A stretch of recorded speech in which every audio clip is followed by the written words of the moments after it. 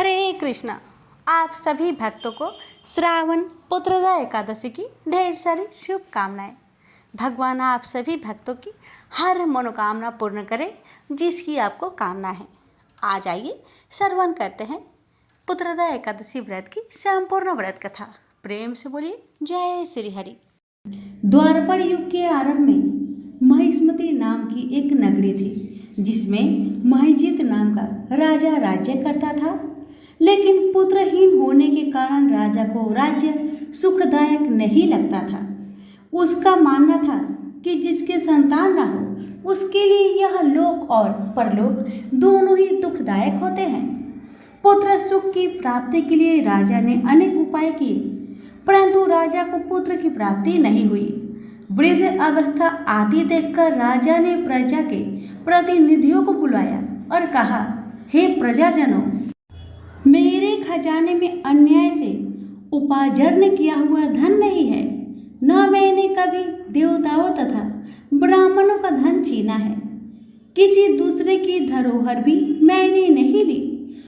प्रजा को पुत्र के समान पालता रहा। मैं अपराधियों को पुत्र तथा बांधवों की तरह दंड देता रहा। कभी किसी से घृणा नहीं की, सबको समान माना है। सज्जनों की सदा पूजा करता हूँ। इस प्रकार धर्मयुक्त राज्य करते हुए भी मेरे पुत्र नहीं है, सो मैं अत्यंत दुख पा रहा हूँ। इसका क्या कारण है? राजा महिजीत की इस बात को विचारने के लिए मंत्री तथा प्रजा के प्रतिनिधि वन को गए। वहाँ बड़े बड़े ऋषि मुनियों के दर्शन किए। राजा की उत्तम कामना की पूर्ति के लिए किसी श्रेष्ठ तपस्वी मुनि को देखते फिरते रहे। एक आश्रम में उन्होंने एक अत्यंत वयोवृद्ध धर्म के ज्ञाता बड़े तपस्वी परमात्मा में मन लगाए हुए निराहार जितेंद्रिय जितात्मा जित क्रोध सनातन धर्म के गूढ़ तत्वों को जानने वाले समस्त शास्त्रों के ज्ञाता महात्मा लोमस मुनि को देखा, जिनका कल्प के व्यतीत होने पर एक रोम गिरता था। सबने जाकर ऋषि को प्रणाम किया। उन लोगों को देखकर मुनि ने पूछा कि आप लोग किस कारण से आए हैं? निस्संदेह में आप लोगों का हित करूंगा। मेरा जन्म केवल दूसरों के उपकार के लिए हुआ है, इसमें संदेह मत करो। लोमस ऋषि के ऐसे वचन सुनकर सब लोग बोले, हे महर्षि, आप हमारी बात जानने में ब्रह्मा से भी अधिक समर्थ हैं, अतः आप हमारे इस संदेह को दूर कीजिए। महिष्मती पुरी का धर्मात्मा राजा महिजीत प्रजा का पुत्र के समान पालन करता है, फिर भी वह पुत्रहीन होने के कारण दुखी है। उन लोगों ने आगे कहा कि हम लोग उसकी प्रजा हैं, अतः उसके दुख से हम भी दुखी हैं। आपके दर्शन से हमें पूर्ण विश्वास है कि हमारा यह संकट अवश्य दूर हो जाएगा, क्योंकि महान पुरुषों के दर्शन मात्र से अनेक कष्ट दूर हो जाते हैं। अब आप कृपा करके राजा की पुत्र होने का उपाय बतलाए। यह वार्ता सुनकर ऋषि ने थोड़ी देर के लिए नेत्र बंद किए और राजा के पूर्व जन्म का वृत्तांत जानकर कहने लगे कि यह राजा पूर्व जन्म में एक निर्धन वैश्य था। निर्धन होने के कारण इसने कई बुरे कर्म किए। यह एक गांव से दूसरे गांव व्यापार करने जाया करता था। एक समय ज्येष्ठ माह के शुक्ल पक्ष की द्वादशी के दिन मध्या के समय वह 2 दिन से भूखा प्यासा था। एक जलाशय पर जल पीने गया। उसी स्थान पर एक तत्काल ही ब्याही हुई प्यासी गौ जल पी रही थी। राजा ने उस प्यासी गाय को जल पीते हुए हटा दिया और स्वयं जल पीने लगा। इसलिए राजा को यह दुख सहना पड़ा। एकादशी के दिन भूखा रहने से वह राजा हुआ और प्यासी गौ को जल पीते हुए हटाने के कारण पुत्र वियोग का दुख सहना पड़ रहा है। ऐसा सुनकर सब लोग कहने लगे कि हे ऋषि, शास्त्रों में पापों का प्रायश्चित भी लिखा है, अतः जिस प्रकार राजा का यह पाप नष्ट हो ऐसा आप उपाय बताए। लोमस मुनि कहने लगे कि श्रावण शुक्ला की एकादशी को, जिसे पुत्रदा एकादशी भी कहते हैं, तुम सब लोग व्रत करो और रात्रि को जागरण करो। तो इससे राजा का यह पूर्व जन्म का पाप अवश्य नष्ट हो जाएगा, साथ ही राजा को पुत्र की अवश्य प्राप्ति होगी। लोमस ऋषि के ऐसे वचन सुनकर मंत्रियों सहित सारी प्रजा नगर को वापस लौट आई और जब श्रावण शुक्ल एकादशी आई तो ऋषि की आज्ञा अनुसार सबने पुत्रदा एकादशी का व्रत और जागरण किया। इसके पश्चात द्वादशी के दिन इसके पुण्य का फल राजा को दिया गया। उस पुण्य के प्रभाव से रानी ने गर्भ धारण किया और प्रसव काल समाप्त होने पर उसके एक बड़ा तेजस्वी पुत्र उत्पन्न हुआ। इसलिए हे राजन, इस श्रावण शुक्ल एकादशी का नाम पुत्रदा पड़ा। अतः संतान सुख की इच्छा हासिल करने वाले इस व्रत को अवश्य करें। इसके महात्म्य को सुनने से मनुष्य सब पापों से मुक्त हो जाता है और इस लोक में संतान सुख भोगकर परलोक में स्वर्ग को प्राप्त होता है। आजामिल एक सदाचारी ब्राह्मण था। वह कन्याकुब्ज प्रदेश में रहता था। प्रारंभिक जीवन वह बहुत ही सदाचारी तथा ब्राह्मणोचित कर्म करने वाला था। दुर्योग से एक बार वह किसी दासी के प्रेम में पड़ गया और उसे अपनी पत्नी बनाकर रहने लगा। उसकी कुसंगति के कारण उसके विचार दूषित हो गए और दुष्कर्मों से वह अपनी जीविका चलाने लगा। वह लूटपाट तथा हत्या जैसे बुरे कर्मों में हमेशा लगा रहता था। दासी से इसके 10 पुत्र थे।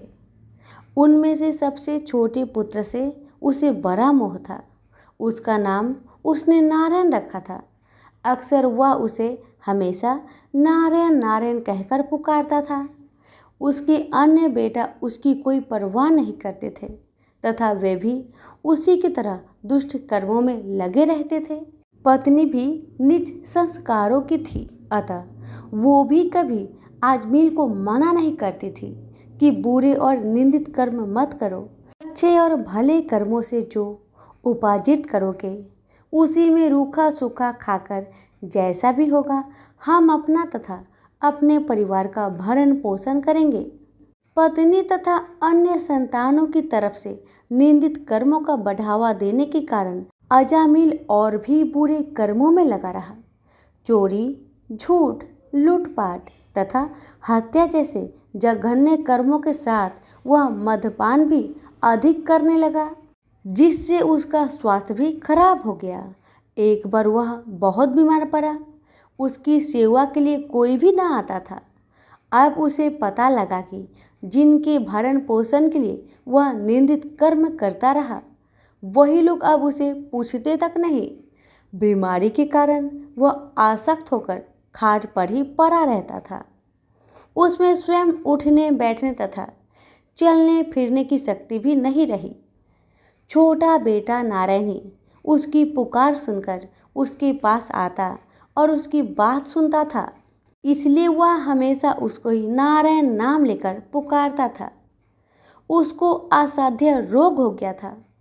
एक दिन उसे जब आभास हुआ कि अब वह नहीं बचेगा और उसका प्रांत हो जाएगा, तो व्याकुल होकर वह अपने छोटे पुत्र को नारायण नारायण कहकर पुकारने लगा। जब तक नारायण उसके पास नहीं पहुंचा, उसने नारायण नारायण की रट लगाई रखी। जब उसके पास आया तो जीवन से निराश विहल हो उसका हाथ पकड़कर कहा, नारायण नारायण तू आ गया है। इतना कहते ही उसका प्रांत हो गया। शरीरांत होने पर उसके जीव को लेने के लिए यमदूत आ पहुँचे और वे अजामिल के जीवन को लेकर यमलोक चले जाए।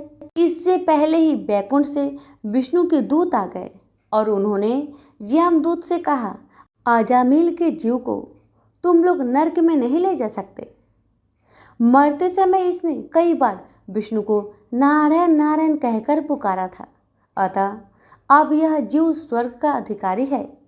यमदूत हंसकर बोले, इसके सारे जीवन का लेखा जोखा चित्रगुप्त की ही बही में लिखा है। उसके अनुसार ये पूरे जीवन में हमेशा निंदित और पाप कर्म में लिप्त रहा। तुम जो नारायण की बात करते हो, यह नारायण के रूप में विष्णु भगवान को नहीं पुकार रहा था। ये तो अपने छोटे बेटे को उसका नाम लेकर पुकार रहा था। विष्णु दूतों ने कहा, प्रारंभिक जीवन में यह सत्कर्मी था। एक स्त्री की कुसंगति में पड़कर इसने पाप कर्म किए हैं। इस सब के बाद बेटे के नाम के बहाने ही सही ये हमेशा नारायण नारायण कहता रहता था और अंत समय तो इसने नारायण नारायण कहते हुए अपने प्राण त्यागे हैं। इसलिए यह जीव इतने पुण्य से ही स्वर्ग का अधिकारी है। इसको हम स्वर्ग ले जाएंगे। इस प्रकार आजामिल नारायण के नाम की महिमा से स्वर्ग का अधिकारी बना। तो प्रेम से बोलिए लक्ष्मी नारायण की जय। प्राचीन काल में रुकमांद नामक एक राजा थे। भगवान विष्णु की आराधना ही उनका जीवन था। वे चराचर जगत में अपने आराध्य भगवान के दर्शन करते तथा पद्मनाभ भगवान की सेवा की भावना से ही अपने राज्य का संचालन करते थे। वे सभी प्राणियों के प्रति क्षमा भाव रखते थे। राजा रुकमांद ने अपने जीवन में अपनी समस्त प्रजा एवं परिवार सहित एकादशी व्रत के अनुष्ठान का नियम धारण कर रखा था। एकादशी के दिन राज्य की ओर से घोषणा होती थी कि आज एकादशी के दिन 8 वर्ष से अधिक और 25 वर्ष से कम आयु वाला जो भी मनुष्य अन्न खाएगा वह राजा की ओर से दंडनीय होगा। एकादशी के दिन सभी लोग गंगा स्नान एवं दान पुण्य करते थे। राजा के धर्म की ध्वजा सर्वत्र फहराने लगी। धर्म के प्रभाव से प्रजा सर्वथा सुखी एवं समृद्ध थी। राजा रुकमांद का गृहस्थ जीवन पूर्ण रूप से सुखमयी था।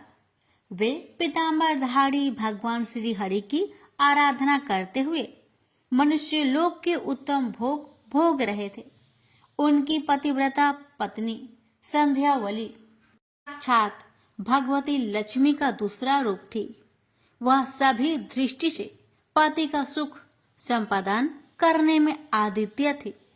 पति का सुख ही रानी संध्यावली का जीवन था। पति की सेवा वह अपने हाथों से करती थी। का पुत्र धर्मागत गुणों में अपने पिता के अनुरूप ही था। उसकी भी बुद्धि भगवान श्री हरि की चरणों में लग गई थी। वह अपने माता पिता का आज्ञाकारी था। उसमें राज्य संचालन की पूर्व योग्यता थी तथा मदिरा एवं जुआ आदि कोई दुर्व्यसन न थी। वह भी प्रजा पालक एवं प्रजा की रक्षा में सदा तत्पर रहता था। राजा रुकमांद ने अपने पुत्र धर्मागध के गुणों से प्रसन्न हो राज्य संचार का भार उसके कंधों पर देना आरंभ कर दिया। श्री विष्णु जी की आराधना एवं एकादशी व्रत के प्रभाव से राजा से समस्त प्रजा सुखी थी। मृत्यु के पश्चात सभी बैकुंठ धाम में जाने लगे। नरक के द्वार तक कोई नहीं जाता था। संपूर्ण नरक सूना हो गया। सूर्य पुत्र यमराज एवं चित्रगुप्त के लिए कोई कार्य रहा ही नहीं। जब सभी प्रजाजन बैकुंठ जाने लगे तब यमराज किन्हें दंड दे और चित्रगुप्त किनके कार्य का हिसाब रखे। अंत में ब्रह्मा जी की सभा में पहुंचे। उन्होंने ब्रह्मा जी से राजा रुकमांद के प्रभाव का वर्णन करते हुए कहा, पितामह, भगवान विष्णु की आराधना एवं एकादशी व्रत के प्रभाव से समस्त प्राणी बैकुंठ धाम को प्राप्त हो रहे हैं। नरक में कोई प्राणी नहीं आ रहा है। लंबे समय से हम लोग व्यर्थ बैठे हैं। यह सुनकर ब्रह्मा जी को अत्यंत प्रसन्नता हुई। वे मन ही मन भक्तराज रुकमांद को नमन करने लगे। ब्रह्मा जी रुकमांद की ऐसी अद्भुत महिमा को और बढ़ाना चाहते थे। उन्होंने अपने मन के संकल्प से एक अत्यंत सुंदर एवं लावण्यवती नारी को प्रकट किया। उस नारी का नाम मोहिनी था। वह संसार की सभी सुंदरियों में श्रेष्ठ व रूप वैभव से संपन्न थी। एक दिन राजा रुकमांद वन भ्रमण के लिए निकले हुए थे। उसी वन में वह मोहिनी अत्यंत मधुर बीना बजा रही थी। उस रूप राशि को देखकर राजा रुकमांद मोहित हो गए। राजा ने मोहिनी से परिणय की याचना की। मोहिनी ने मुस्कुराते हुए एक शर्त रखी कि जिस समय पर मैं जो कहूँ आपको उसका पालन करना होगा। राजा ने मोह के वशीभूत होकर वह शर्त स्वीकार कर ली और वे मोहिनी के साथ अपनी राजधानी लौट आए। यहाँ वे मोहिनी के साथ सुख से समय व्यतीत करने लगे। युवराज धर्मागध ने शासन प्रबंध की पूर्ण योग्यता प्राप्त कर ली थी। उसने भूमंडल के सभी मंडलों को जीतकर उन पर अपना शासन जमा लिया था। अपने बहुमूल्य रत्न मणियां लाकर अपने पिता को समर्पित किए। धर्मागध के सुशासन से प्रसन्न होकर रुकमांद ने अपनी संपूर्ण शासन व्यवस्था उसे सौंप दी। योग कन्या से धर्मागध का विधि पूर्वक विवाह हुआ। ब्रह्मा जी ने मोहिनी को राजा रुकमांद की परीक्षा के लिए ही भेजा था।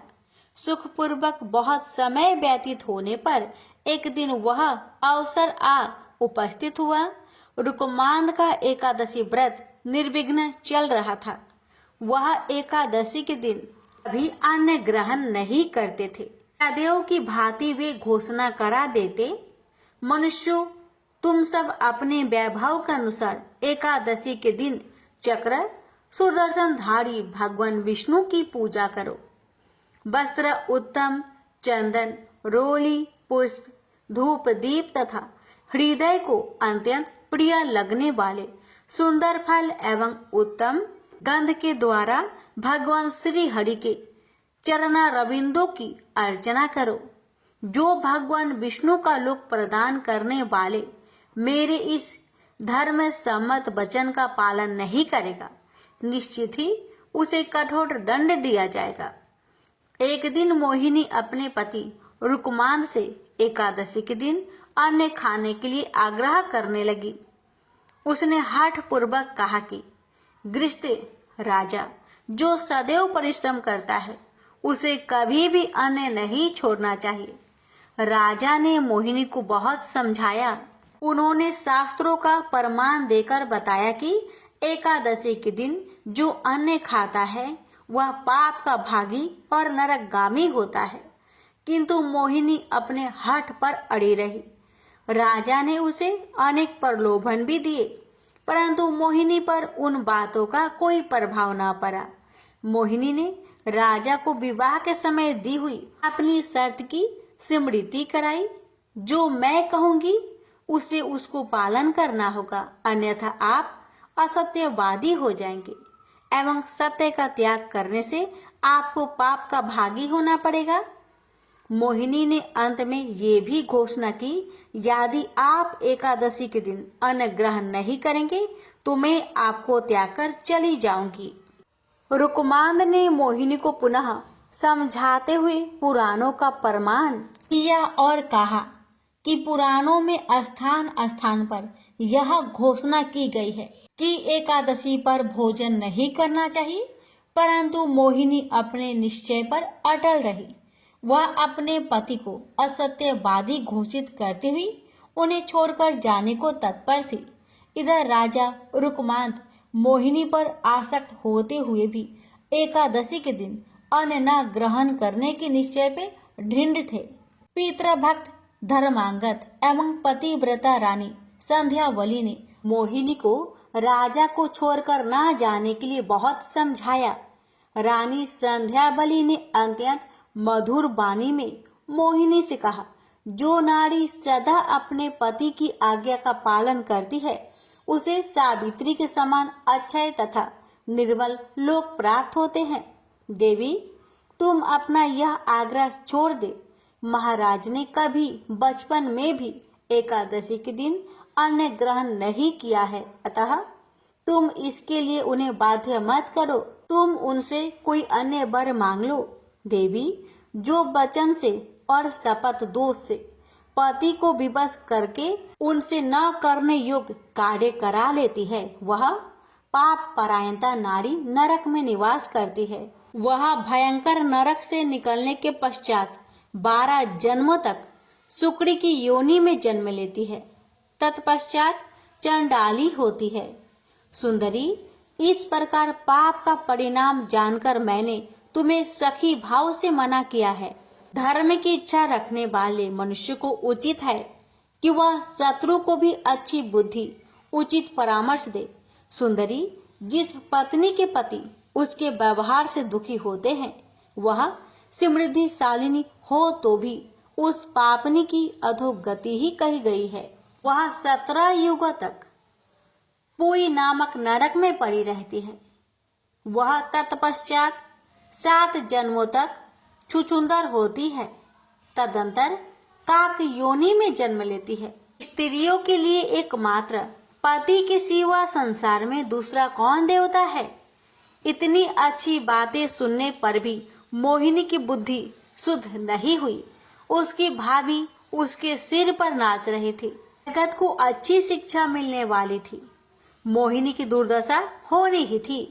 रानी संध्या बलि की बातें सुनकर दुष्ट हरिदिया मोहिनी ने अपनी एक नई शर्त रखी।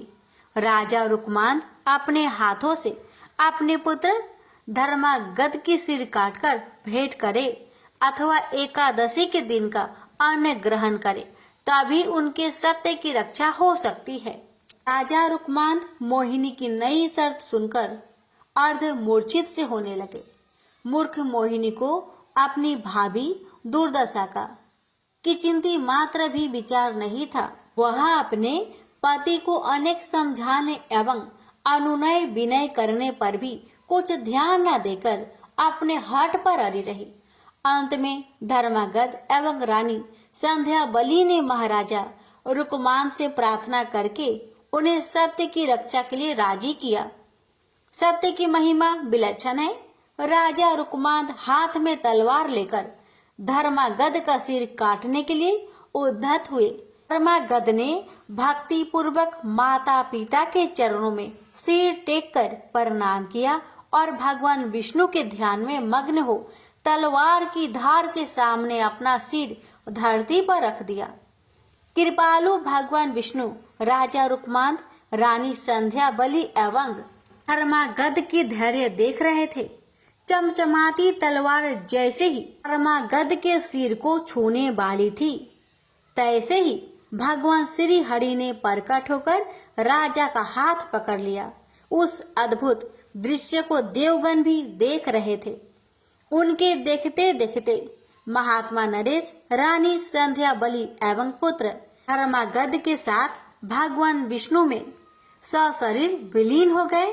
क्रूर हृदया मोहिनी भी यह दृश्य देख रही थी।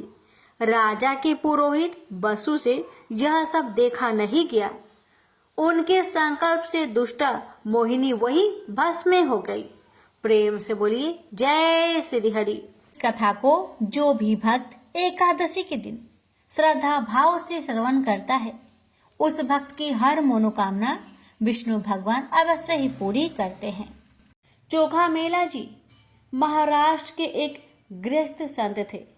वो बड़ी मेहनत से गृह निर्माण कार्य से जो धन मिलता था उससे गुजारा करते थे, तो उनके पास कुछ ही रुपए होते थे। एक दिन वो अपने घर के ठाकुर की सेवा के लिए सब्जी लेने जा रहे थे।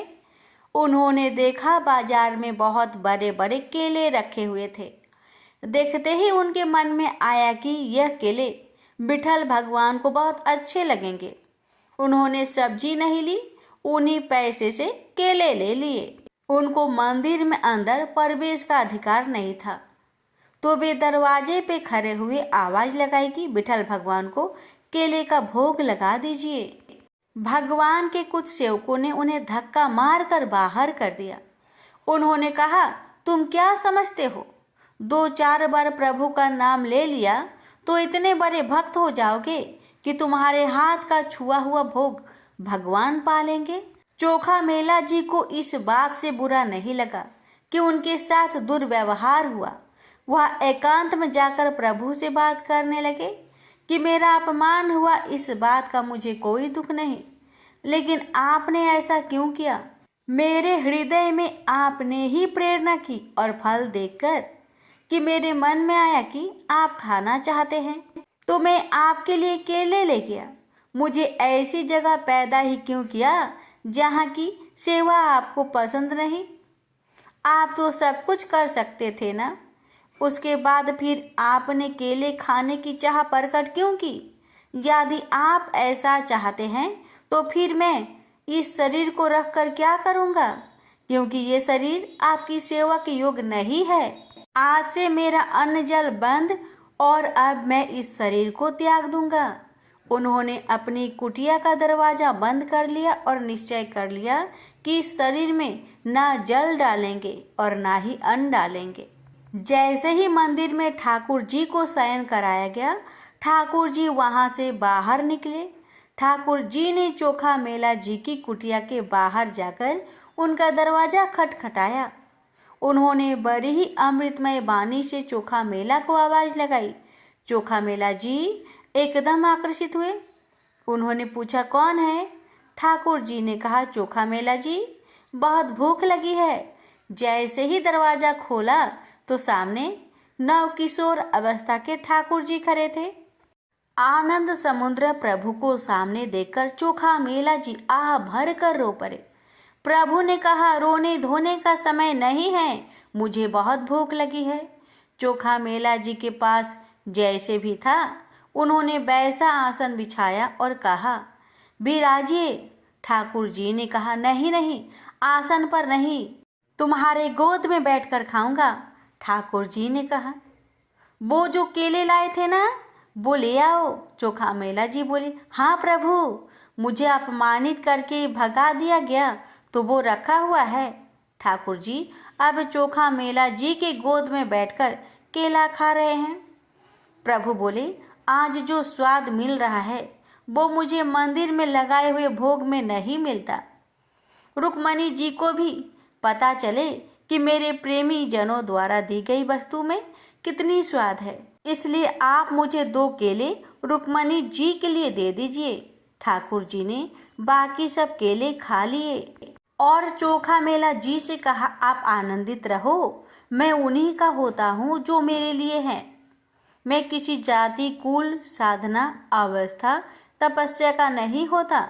इसका तो केवल कुछ सुकृत फल होता है, लेकिन जो केवल मेरे लिए है मैं उनका होता हूँ। ठाकुर जी वापस अपने मंदिर में आए। रुक्मणी जी को अपने भक्त द्वारा दिया हुआ केला खिलाया और आंगन में छिलके फेंक दिए। उन्होंने मंदिर का दरवाजा अंदर से बंद कर दिया। सुबह दर्शन के लिए हजारों भक्तों की भीड़ लगी। ठाकुर जी की सेवा करने वाले सेवक बाहर से ताला लगाकर जाते थे। उन्होंने जब ताला खोला तो दरवाजा नहीं खुला। सब बहुत परेशान हो गए और रोने लगे। पुजारियों ने प्रभु से प्रार्थना की कि प्रभु, कोई अपराध हो गया है क्या? ठाकुर जी ने कहा, यह दरवाजा तभी खुलेगा जब आप सब चोखा मेला जी को लेकर आएंगे और वह दरवाजा खोलने के लिए कहेंगे। निजी सेवकों ने कहा, प्रभु हम अभी जाते हैं। ठाकुर जी ने कहा, ऐसे नहीं, पालकी लेकर जाओ। चोखा मेला जी को पालकी में बैठा कर लाओ। वो दैन्य हैं तो शायद वो पालकी में ना बैठे। आप उनके चरण पकड़ना, प्रार्थना करना, लेकिन उनको पालकी में ही बैठा कर लाना। ठाकुर जी अपने सेवकों के जीवन आधार थे। वो पालकी लेकर चोखा मेला जी को लेने के लिए भागे। सब लोग आश्चर्यचकित हो रहे थे कि कल मंदिर के दरवाजे से जिसको धक्का दिया गया था, आज उसे ही भगवान के सेवक पालकी में ले जा रहे हैं। जैसे ही सेवकों ने पालकी में बैठकर मंदिर चलने की बात कही तो चोखा मेला जी तो साष्टांग लेट गए। उन्होंने कहा, मैं इस योग्य नहीं हूँ। सेवकों ने उनके चरण पकड़ लिए कि अब आप और मत छुपाइए, हम जान गए कि आप किस कोटि के महान भक्त हैं। उन्होंने जबरदस्ती चोखा मेला जी को पालकी में बिठाया और इनकी जय जयकार करते हुए मंदिर में ले आए। मंदिर में जाते ही चोखा मेला जी ने आंसू बहाते हुए प्रभु से प्रार्थना की। उन्होंने कहा, प्रभु बस करो, अब तो दरवाजे खोल दो। इसके बाद तत्काल मंदिर के दरवाजे खुल गए। प्रेम से बोले हरे कृष्णा। एक सास बहू थी। सास उसकी बहू को खाना नहीं देती थी। बहू रोज नदी पर जाती तो जाते समय घर से आटा ले जाती। नदी के पानी से आटा गूंथती। गणेश जी भगवान के मंदिर के दीपक से घी लेती। भोग में से गुड़ लेती। पास के शमशान में बाटी सेकती। बाटी में घी गुड़ मिलाकर चूरमा बनाती और गणेश जी भगवान के भोग लगाकर खुद जीम लेती। ऐसा करते बहुत दिन हो गए। यह देखकर गणेश जी भगवान को बहुत आश्चर्य हुआ और उन्होंने अपने नाक पर उंगली रख ली। बहू तो घर आ गई, परंतु जब दूसरे दिन मंदिर के पट खुले तो लोगों ने देखा गणेश जी भगवान की नाक पर उंगली है, तो मंदिर में भीड़ एकत्रित हो गई। गांव के लोगों ने हवन पूजा की, पर गणेश जी भगवान ने उंगली नहीं उतारी। तब सारे गांव में कहलवा दिया कि जो कोई गणेश जी भगवान के नाक से उंगली हटावेगा उसे राजा जी सम्मानित करेंगे। बहू ने सास से कहा, सासू जी मैं कोशिश करूंगी। तब सास बोली, इतने बड़े बड़े पंडित विद्वान कोशिश कर लिए, तो क्या करेगी। सब लोग मंदिर के बाहर एकत्रित हो गए। बहू घूंघट निकालकर अंदर गई, पर्दा लगाया।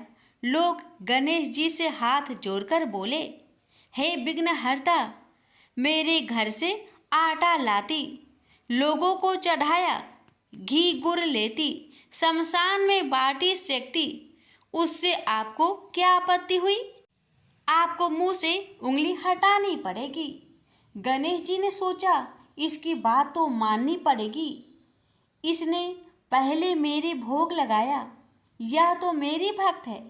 गणेश जी भगवान ने उंगली हटा ली और बहू को आशीर्वाद दिया कि इस गांव में सभी प्रेम से रहेंगे। बहू मंदिर से बाहर आई। सब गांव वालों ने कहा, बहू तूने उंगली कैसे हटवाई, तू तो जादूगरनी है। तब बहू ने सारी बात गांव वालों को बताई कि मेरी सास मुझे खाना नहीं देती थी। तब मैं घर से आटा लाकर नदी के पास पानी से आटा लगाकर बाटी बनाकर शमशान में सेककर गणेश जी के दीपक से घी, प्रसाद में से गुड़ चुराकर गणेश जी के भोग लगाकर खुद खा लेती। इसलिए गणेश जी को आश्चर्य हुआ और उन्होंने नाक पर उंगली रख ली और मेरी प्रार्थना पर उंगली हटा ली और मुझे वरदान दिया कि अब से इस गांव में सब प्रेम से रहेंगे। हे गणेश जी भगवान, जैसे बहू का मान बढ़ाया, वैसे जो भक्त आपकी इस कथा को बड़े ही श्रद्धा भाव से श्रवण करे, उन सबका मान बढ़ाना, रक्षा करना, घर में अन्न धन का भंडार भरना। प्रेम से बोलिए गणेश जी महाराज की जय। गणेश भक्त से हमारी निवेदन है कि इस कथा को शेयर अवश्य करें। एक लापसी था, एक तपसी था। तपसी हमेशा भगवान की तपस्या में लीन रहता था। लापसी रोजाना सवा सेर की लापसी बनाकर भगवान का भोग लगाकर जीम लेता था। एक दिन दोनों लड़ने लगे। लापसी बोला, मैं रोज भगवान की तपस्या करता हूँ, इसलिए मैं बड़ा हूँ। लापसी बोला कि मैं रोज भगवान को सवा सेर लापसी का भोग लगाता हूँ, इसलिए मैं बड़ा हूँ। नारद जी वहाँ से गुजर रहे थे। दोनों को लड़ता देखकर उनसे पूछा कि क्यों तुम लड़ रहे हो। लापसी ने खुद को बड़ा होने का कारण बताया और तपसी ने अपना कारण बताया। नारद जी बोले, तुम्हारा फैसला मैं कर दूंगा। दूसरे दिन लापसी और तपसी नहाकर अपनी रोज की भक्ति करने आए तो नारद जी ने छुपकर 1.25 करोड़ की एक एक अंगूठी उन दोनों के आगे रख दी। तपसी की नजर जब अंगूठी पर पड़ी तो उसने चुपचाप अंगूठी उठाकर अपने नीचे दबा ली। लापसी की नजर अंगूठी पर पड़ी, लेकिन उसने ध्यान नहीं दिया। भगवान को भोग लगाकर लापसी खाने लगा। नारद जी सामने आए तो दोनों ने पूछा कि कौन बड़ा, तो नारद जी ने तपसी को खड़ा होने को कहा। वो खड़ा हुआ तो उसके नीचे दबी अंगूठी दिखाई पड़ी। नारद जी ने तपसी से कहा, तपस्या करने के बाद भी तुम्हारी चोरी करने की आदत नहीं गई, इसलिए लापसी बड़ा है और तुम्हें तुम्हारी तपस्या का कोई भी फल नहीं मिलेगा। तपसी शर्मिंदा होकर माफी मांगने लगा। उसने नारद जी से पूछा, मुझे मेरी तपस्या का फल कैसे मिलेगा? नारद जी ने कहा, यदि कोई गाय और कुत्ते की रोटी नहीं बनाएगा तो फल तुझे मिलेगा। यदि कोई ब्राह्मण को भोजन करवाकर दक्षिणा नहीं देगा तो फल तुझे मिलेगा। यदि कोई साड़ी के साथ ब्लाउज नहीं देगा तो फल तुझे मिलेगा। यदि कोई दिए से दिया जलाएगा तो फल तुझे मिलेगा। यदि कोई सारी कहानी सुने लेकिन तुम्हारी कहानी नहीं सुने तो फल तुझे मिलेगा। उसी दिन से हर व्रत कथा कहानी के साथ लापसी तपसी की कहानी भी सुनी और कही जाती है। प्रेम से बोलिए लक्ष्मी नारायण की जय।